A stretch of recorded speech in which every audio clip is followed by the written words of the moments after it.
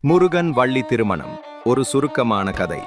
முருகப்பெருமான் ஒருமுறை வேட்டைக்குச் சென்றபோது வள்ளியைக் கண்டார்.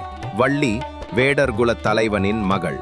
அவளின் அழகில் மயங்கிய முருகன் அவளை மணக்க விரும்பினார். ஆனால் வள்ளி அவரை அடையாளம் கண்டுகொள்ளவில்லை.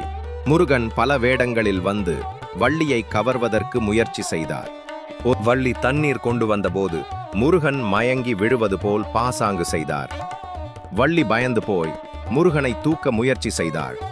அப்போது முருகன் தன் உண்மையான உருவத்தை காட்டினார். வள்ளி வியந்து போனாள். முருகன் தன் அன்பை வெளிப்படுத்தி அவளை மணந்து கொள்ளுமாறு வேண்டினார்.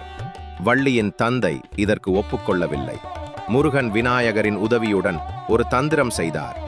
விநாயகர் யானை உருவத்தில் வந்து வள்ளியை துரத்த முருகன் அவளை காப்பாற்றுவது போல் நடித்து அவளை தன் பக்கம் ஈர்த்தார். இறுதியாக வள்ளி முருகனை மணக்க சம்மதித்தாள். முருகன் வள்ளியை திருமணம் செய்து கொண்டு அனைவரையும் மகிழ்வித்தார். இந்த கதை தெய்வீக அன்பு, விடாமுயற்சி மற்றும் பக்தியின் சிறப்பை பேசுகிறது.